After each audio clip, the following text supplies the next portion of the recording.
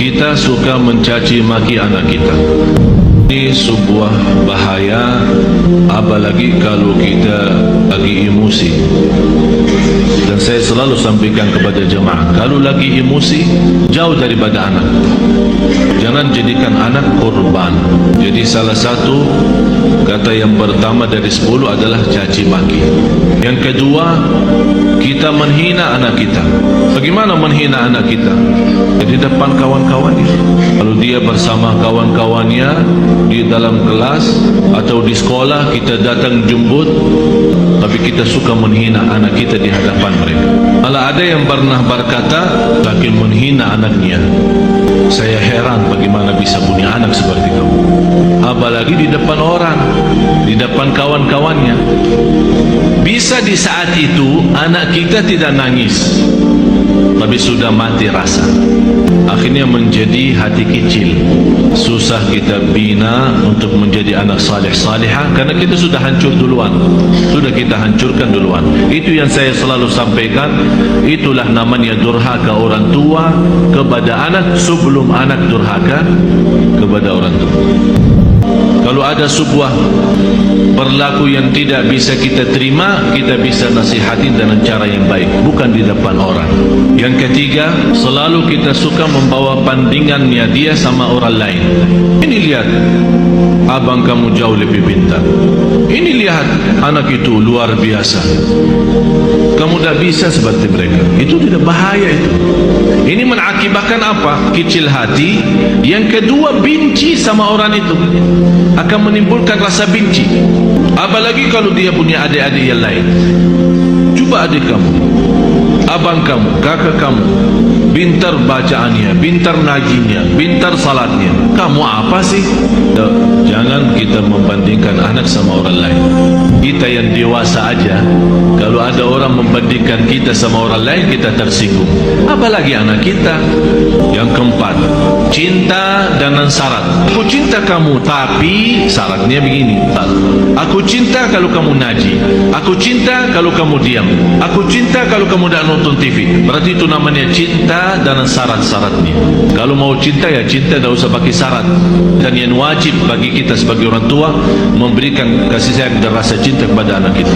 Kalau kita yang tidak menunjukkan rasa cinta kepada anak kita, dia akan lama-lama melarikan diri kepada orang lain.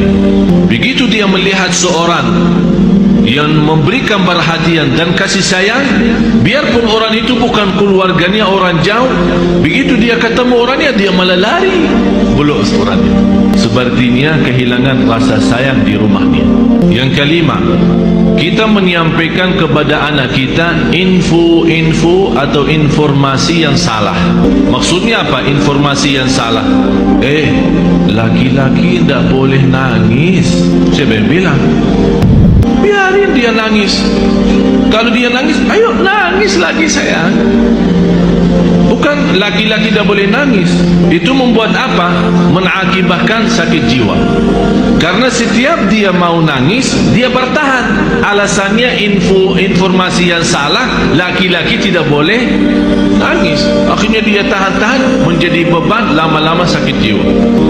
Yang keenam, kita selalu memberikan ancaman. Ayo makan habisin. Kalau tidak datang hantu. Mau tidur enggak? Kalau kamu tidak tidur, nanti datang hantu temenin. Ini selalu kita, niat kita apa? Niat kita supaya dia cepat tidur, tapi mengakibatkan dalam perasaannya banyak hal yang tidak bagus. Padahal anak kita dari sisi psikologi jiwa dan akal, dari usia 2 tahun sampai 6 tahun dia mampu menguasai 7 bahasa.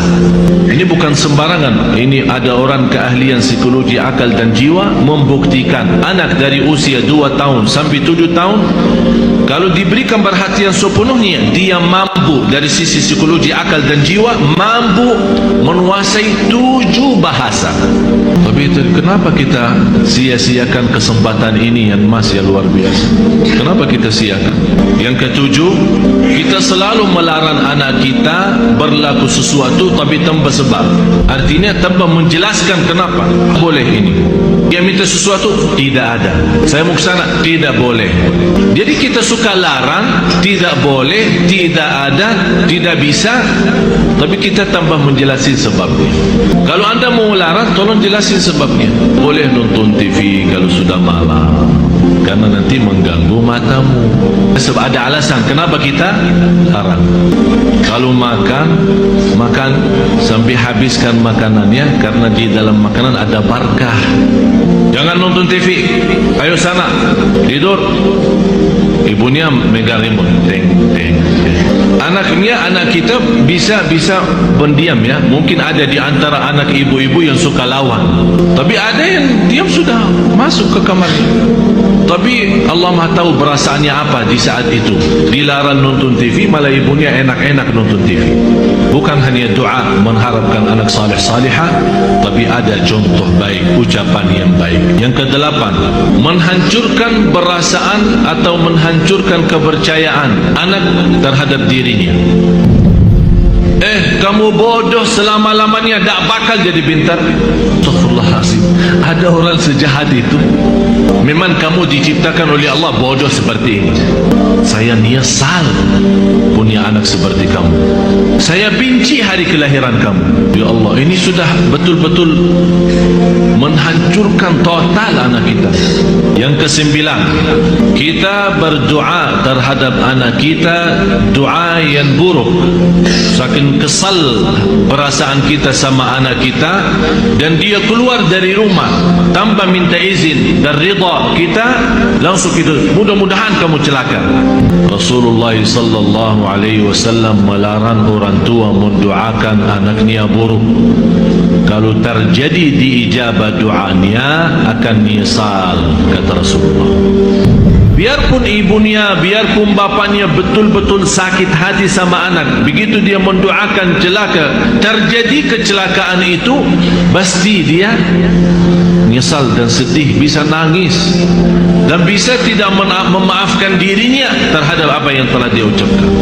Kalau anda tidak mampu saking sakit hati sama anak kita, tidak bisa mendoakan baik, kembali lagi, lebih baik diam. Yang ke-10, kita suka membongkar dan membuka aib anak kita di hadapan orang lain. Ini anakku tak ada malunya, kalau tidur suka kencing di atas tempat tidurnya. Sampai aku setiap hari bersihin tempat tidurnya karena bekas kencingnya. Kita sama kawan-kawannya di sekolah, apa yang akan terjadi? Kawan-kawannya apa? Senang atau gimana? Kesempatan kan? Setiap dia datang, Astaghfirullahaladzim, kita istighfar.